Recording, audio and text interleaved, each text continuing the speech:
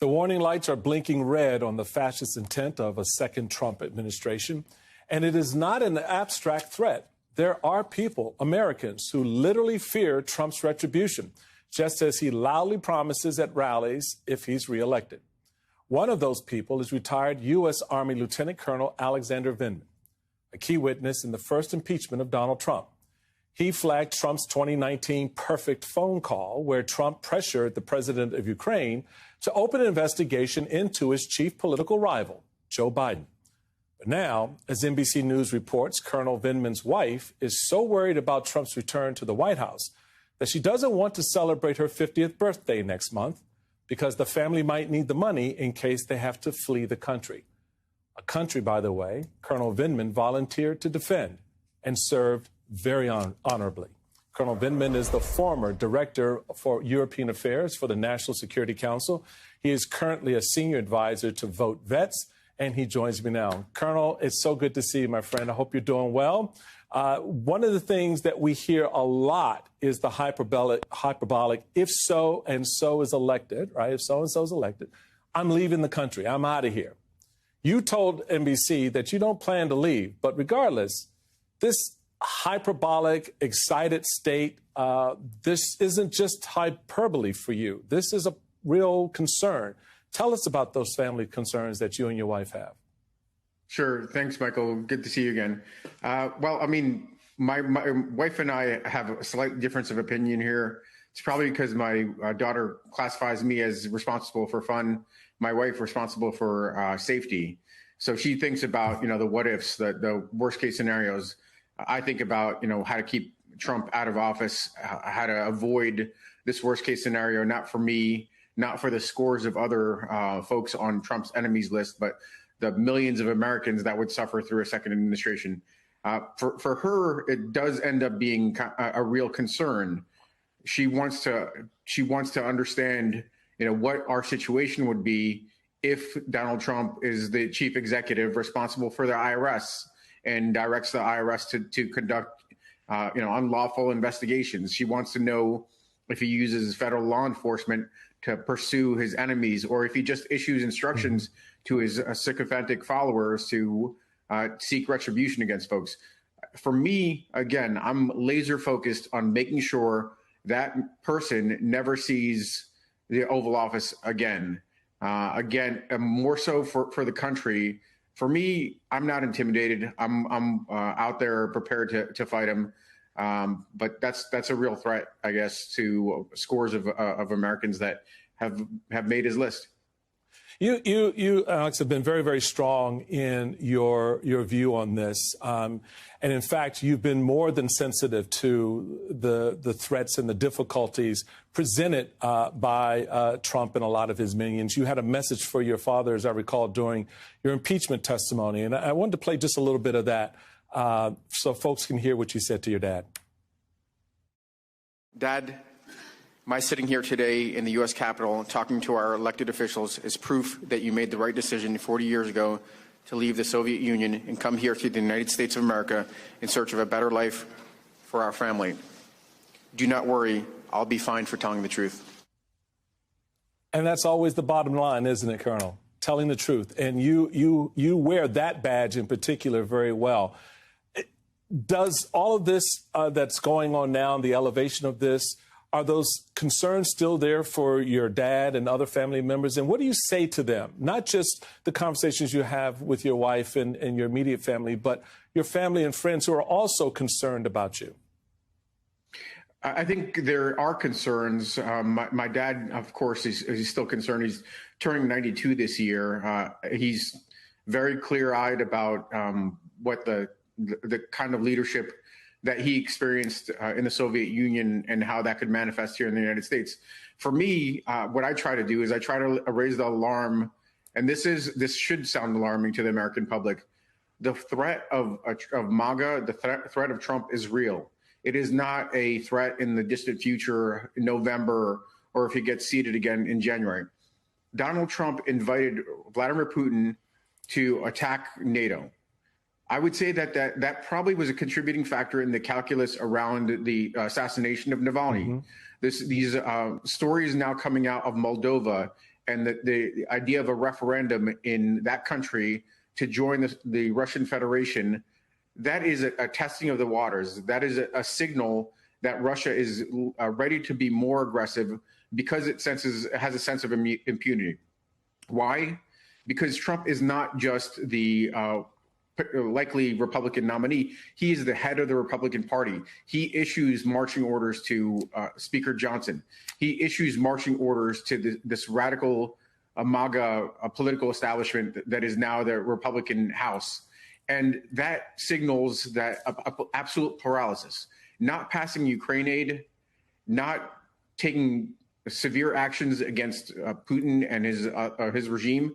That's a signal to either, it's an invitation, is the way Putin sees it. So that's what I really contend with on a regular basis. That's what I want to make sure the American public is aware of. So like this, we don't have a second Trump administration.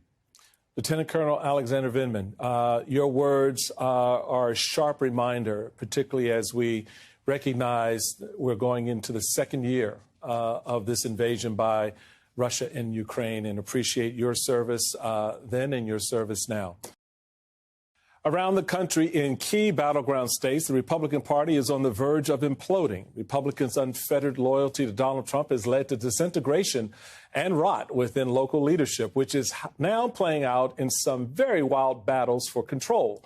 The most dramatic of these is happening in Michigan, where Trump loyalist and election denier Christina Caramo was recently ousted as chair of the state party and replaced by former Ambassador Pete Hoekstra. True to her election-denying self, Caramo is refusing to step down. She retains control of the party's bank accounts, which are reportedly near empty, as well as their social media and email. And she's planning to hold her own duly nominated convention next week. So it is all chaos and confusion in what could be a bellwether state for Republicans this year. Joining me now is Saul Anusis, former chair of that Michigan Republican Party and a good friend. Saul, welcome. I want to start with this AP report that talks about the Michigan GOP and how they got into this fundraising crisis. AP reports that the Michigan Republican Party was deep in debt when a longtime party donor who had given more than $1 million over the past decade asked for a meeting with Caramo. She turned him down because he was, shall I say it, a rhino. Right. So you have $1 million donor who says, hey, I want to help the party, chairman. And she's like, well, I'm sorry, you're rhino. Your money ain't good for me. Right. What's going on in Michigan? I mean, I think that's part of the problem. I mean, she ran a kind of a populist campaign. Ironically, one of the other people considering running was the co-chair of the party, who was a very staunch Trump supporter. But Caramo said she wasn't Trump enough. And so, they wanted even more loyalists out there. So, and they said they weren't going to talk to the major donors. They wanted the grassroots to raise money. And as all of us know, that's just physically impossible. That's not the way you do things. And so, they turned down the state party building. They couldn't afford to even pay, for the expenses to keep the party open. And so now they are basically bankrupt. I don't think they have, if there's any money in the bank, it's very limited. It's very little. And there's no money to run any programs. There's no money to assist candidates in running elections. These conventions are going to cost money. They also are going to have problems there.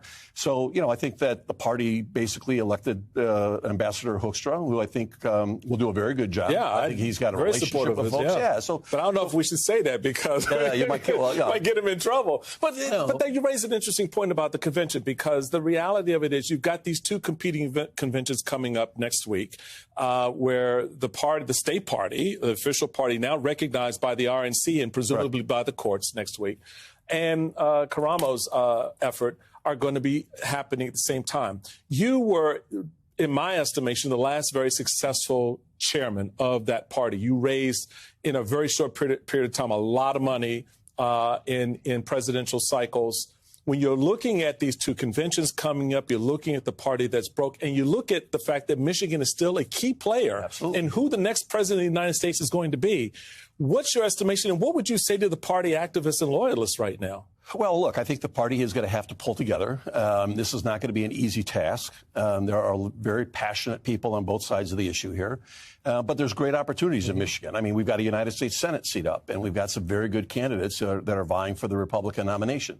You have a presidential race that is very close with a very upset Arab American community in Michigan, which makes up a large number of voters in Michigan that have traditionally voted Democrat. So there's a lot of factors that are coming together that could make this a very good year for Republicans in Michigan. So they can lean into that fact that the Arab community there, which is one of the largest in the country, is very upset with the Biden administration. Absolutely. And look, if you take a look at what's happened around the country, I mean, we've got Governor Kemp in Georgia. We have other people who actually ran outside and around the parties.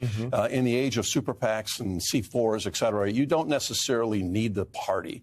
It's helpful. Right. There are things a party can do that other groups can't do. But the reality is, I think you're finding as these parties go off on the fringe, as these parties go into debt, as these parties basically, try to do, everyone who doesn't agree with them is a rhino, elections are about addition, not subtraction in this game. I mean, we need every Republican. We learned as young chairman a long time ago. We need every Republican to pull together if they're going to win an election. And so, these people are trying to exclude certain people, make it very difficult to win elections. And that's going to be the challenge. Before we, because I do want to talk to you about national popular vote, which is something you and I work very closely on. Do you see this as a little bit of a bellwether, what's happening in Michigan, also playing out in other states, potentially like Arizona, where, again, the state party chairman stepped down, and you've got other types of, issues, even in my home state of Maryland, we've got some issues. Look, you've got the national party that's virtually bankrupt, right? They don't have any money. They're not raising money. They have not been very successful in that regard. You have at least 3 state parties, if not 4, that are on the verge of bankruptcy, if not having very serious financial problems. This is probably the worst scenario I've seen in my lifetime with regards to what the state parties look like right now. So I think there's some real challenges. And as is always the case, it's going to be a function of a candidate stepping forward, right? And I think that's where you see the post-Trump era already being discussed by so many people, like who are going to be the next candidates. I mean, we'll probably have 15 to 20 people running, very similar to like we had in 2016. Yeah. So, you've got a whole different scenario coming around in that regard. So how does the work that you're doing now in the national popular vote, which is needs about, what, 70? 65 now. 65 votes in the Electoral College to come into law. Tell us a little bit about that very quickly, and how the states can benefit from something like the national popular vote. So the national popular vote, there's 2 different proposals. One's a constitutional amendment to eliminate the Electoral College, which is not what we support. Right. We basically are supporting a process that's called an interstate compact, which is an agreement between the states to basically say when enough states join this compact that have 270 electoral votes or more, they're going to vote as a block.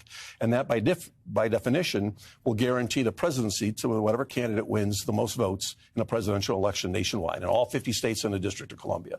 So, it is a very realistic proposal that's passed 16 states plus the District of Columbia. We are the most likely reform that I think would have a very large impact on how presidential candidates are run. Look, 4 out of 5 Americans live in a state that is either decidedly Republican or decidedly Democrat. And it doesn't matter if you're a Republican or a Democratic candidate, you ignore those 40, 42 states in every presidential election. We elect over 500,000 elected officials in this country, all of whom are elected by whoever gets the most votes, but one.